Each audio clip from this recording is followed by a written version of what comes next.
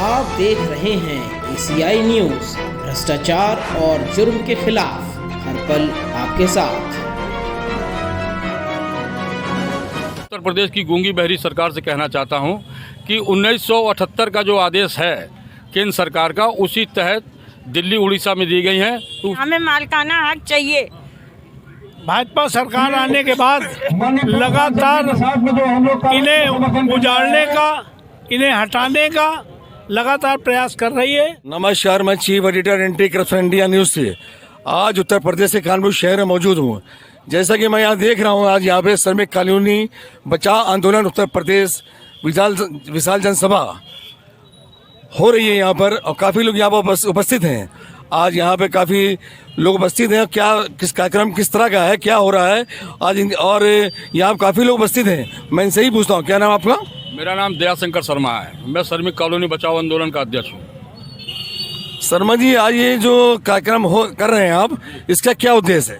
उद्देश्य हमारा ये है कि जो हमारे उत्तर प्रदेश में 30,000 कॉलोनियाँ हैं, जो शहर कानपुर में 18,015 कॉलोनियाँ हैं, और जो इनका ये शोषण कर रहे हैं सरकार के लोग बैठे हुए, श्रम विभाग के लोग बैठे हुए, इसको लेके हम लोग 10 साल से लड़ रहे हैं, सन 2011 से। तो मैं ये चाहता हूँ, उत्तर प्रदेश की गूंगी बहरी सरकार से कहना चाहता हूँ कि 1978 का जो आदेश है केंद्र सरकार का, उसी तहत दिल्ली उड़ीसा में दी गई हैं। तो उसी तर्ज पे हमारे को भी मालिकाना हक दे दिया जाए, और जो PP एक्ट के मुकदमे लगे हैं वो मुकदमे हटाए जाएँ। ये किन किन स्टेटों में ये चीज़ जारी हुआ है नोटिस, और ये जो बता रहे हैं आपकी और स्टेट में भी यहाँ पे उसकी तर्ज पे यहाँ पे कॉलोनी हम लोग को दी जाए, कितने स्टेट में ऐसा हुआ है? मैं ये इसलिए कह रहा हूँ कि 9 फरवरी 1978 को केंद्र सरकार ने एक आदेश पारित किया था, जो दिल्ली और उड़ीसा और MP में सभी जगह दे दिया गया, हिमाचल में भी दे दिया गया है। मैं उसी तर्ज पे कहना चाहता हूँ उत्तर प्रदेश सरकार से कि वो उसी तर्ज पे हम लोग को भी दे दे। क्या शासन से कोई मतलब कि यहाँ पे हाई कोर्ट में कोई केस भी चल रहा है इसके बारे में? कोई केस नहीं है, सब केस खत्म है। आपका कहना है कि कोई केस नहीं चल रहा, सब केस खत्म हो गया है, सिर्फ मालिकाना हक की लड़ाई है। मालिकाना हक की लड़ाई है, और रेगुलाइज कर दें हम लोगों को, किराया जो है हम लोगों का किराया लेना चालू कर दें।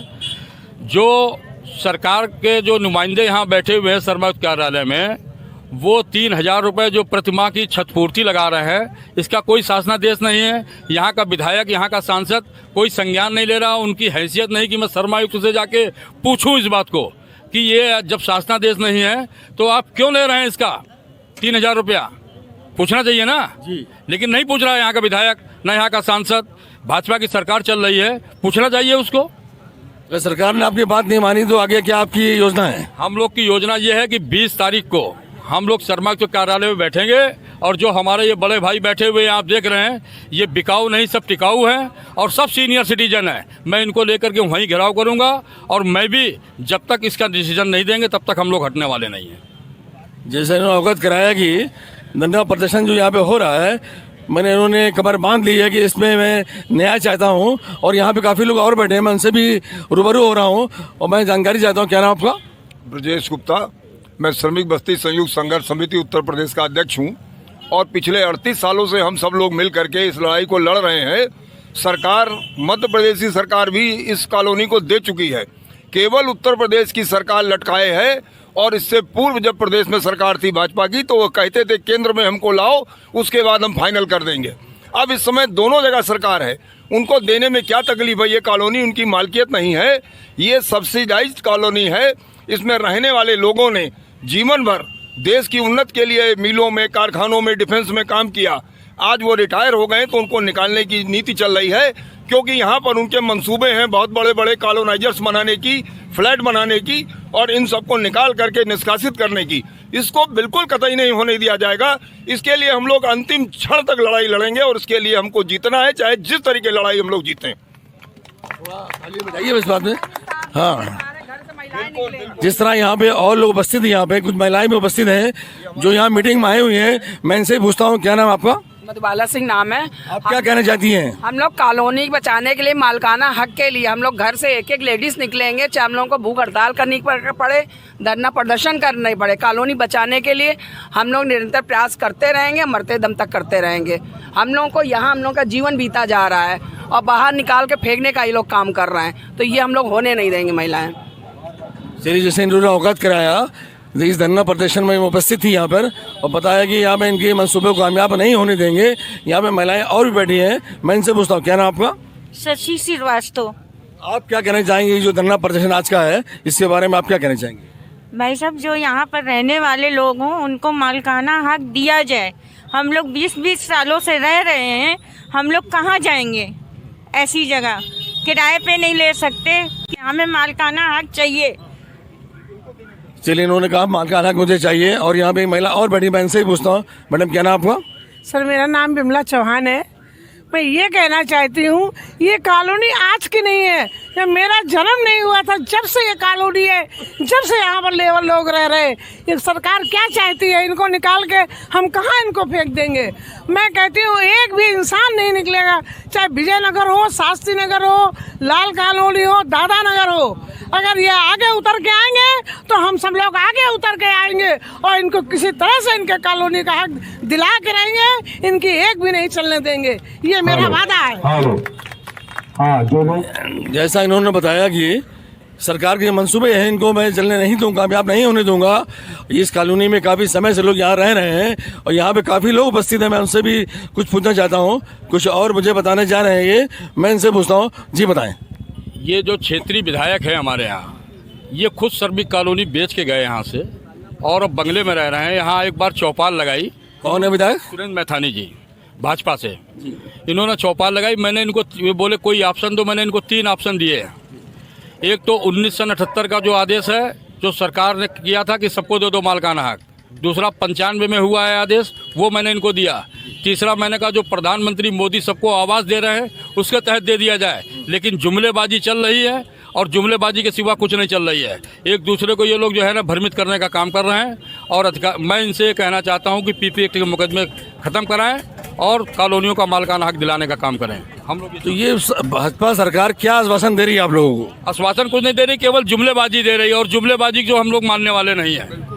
हम वोट जब ही होने देंगे कि जब हमारे कॉलोनी का मालिकाना हक दे देंगे, उसका बिल ले आएंगे कि कॉलोनी का मालिकाना हक दे देंगे, तभी हम लोग ये सिर्फ जनता मानेगी। अन्यथा हम लोग इन लोगों को हराने का काम करेंगे। शहर में 18 जगह कॉलोनियां हैं और मैं सभी विधायकों को हराने का काम भी आंदोलन करेगा। ये श्रमिक कॉलोनी बचाओ आंदोलन सब जगह हराने का काम करेगा और ये सारे साथी चलेंगे। ये कोई पेड वर्कर नहीं है, सारे कॉलोनी के लोग हैं। ये मैं कहना चाहता हूँ आपके माध्यम से। चलिए, इन्होंने अवगत कराया। जिस तरह से मैं चाह रहा हूँ और भी लोग यहाँ बैठे हैं, मैं वो भी मुझे बताएं उनको क्या पीड़ा क्या दर्द है इस कॉलोनी के खिलाफ जो नोटिस आई है, इसके बारे में क्या कहना चाहेंगे आप? देखिए, ये श्रमिक कॉलोनी सन 1952 में बनी थी। 9 फरवरी 1978 के केंद्र सरकार का आदेश है कि सारे यूनियन टेरिटोरीज और सारे स्टेटों को ये आदेश दिया गया था कि आप मालिकाना हक दे दीजिए, जिसके तहत दिल्ली, उड़ीसा और 20 साल बाद सन 1998 में दिग्विजय सिंह सरकार ने मध्य प्रदेश में दे दिया। आज उत्तर प्रदेश तब से रोका हुआ है, जिसका एकमात्र जरिया है श्रम विभाग की अवैध कमाई। वो कमाई कर रहा है। आपने मकान बनाया, ये निर्माण हुआ, पैसे दे दीजिए 10-20 हज़ार रुपये, आप पर कोई आरोप नहीं है, कोई दिक्कत नहीं है। इस तरह से लोग आए, जिसको अवैध निर्माण ये कहते हैं, उसको मैं अतिरिक्त निर्माण कहता हूँ। और जिसके लिए पूर्व से शासनादेश है, 20 रुपया प्रति वर्ग फुट लेकर उस आदमी को वो मकान अलॉट कर देना चाहिए। अब ये बिना शासनादेश के 3,000 रुपये, 5,000 रुपये लगाकर 18 लाख 20 लाख रुपए की नोटिसें दिया है। पीपी एक्ट के मुकदमे 8,500 लोगों पर लग चुके हैं। अतः हम लोग इस बात के लिए जिद पकड़े हैं कि सारे मुकदमे वापस हों और कॉलोनी के मालिकाना हक दिया जाए, उस शर्त पर, दिल्ली और उड़ीसा के तर्ज पर। सिर्फ मालिकाना हक की बात गलत है। दिल्ली ये कोई नोटिस सुना, कोई नोटिस जारी हुई है, वो नोटिस में क्या उनके किस तरह की नोटिस है, क्या है मामला? वो 1972 बेदखली का आदेश है। उसमें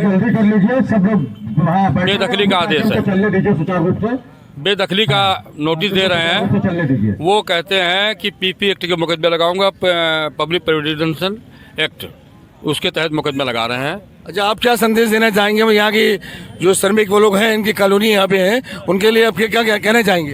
बस यहाँ की जो श्रमिक कॉलोनियाँ हैं उनसे सबसे बड़ा यहाँ 50 साल से रह रहे हैं। इन्हीं कॉलोनी में बच्चे पैदा हुए बड़े हुए हैं। कानपुर के सारे उद्योग धंधे बंद हो गए हैं। ये उद्योग औद्योगिक श्रमिक के लिए बनाई गई थी। जब उद्योग ख़त्म हो गए तो लोग इधर उधर काम करने लगे और उसी मकान में रह रहे। आज के दिन में प्रधानमंत्री योजना, मुख्यमंत्री योजना के अंतर्गत आवास बना के नए लोगों को दिए जा रहे हैं। देखिए कितनी विडम्बना की बात है। और मैं देख रहा हूँ यहाँ पे राजाराम पाल जी भी आए हुए हैं, श्रमिक कॉलोनी में हैं। मैं पूछना चाहता हूँ राजाराम पाल जी से, जो पूर्व विधायक हैं, मैं इनसे चाहता हूँ कि ये बताएं मुझे, ये जनसभा है जो इसका आयोजन हुआ है, इसके लिए क्या कहना चाहते हैं? जैसा कि आप जानते हैं, भारत सरकार ने ये श्रमिकों का शहर है, ये श्रमिक कॉलोनी, यहाँ पर गांव था, टिल्लापुरवा गांव हुआ करता था। टिल्लापुरवा गांव को किसानों की जमीनें वापस लेकर यहाँ पर लेबर कॉलोनी बसाई गई थी। उनमें लंबे समय से श्रमिक निवास कर रहे थे। ये भाजपा सरकार आने के बाद लगातार इन्हें उजाड़ने का, इन्हें हटाने का लगातार प्रयास कर रही है। समय समय पे हम लोग इसके लिए, इसके विरोध में आवाज़ बुलंद करने का काम करते रहे। आप क्या संदेश देना चाहेंगे उत्तर प्रदेश सरकार जहाँ जहाँ कॉलोनियाँ हैं? मैं तो ये चाहूँगा कि ये संवेदनहीन सरकार है, इसको गरीबों से, किसानों से, मजदूरों से कोई लेना देना नहीं है। हम चाहेंगे जो कॉलोनियाँ बनी हुई हैं, जिनमें पीढ़ी दर पीढ़ी लोग रहने का काम कर रहे हैं, इनको नियमित किया जाए।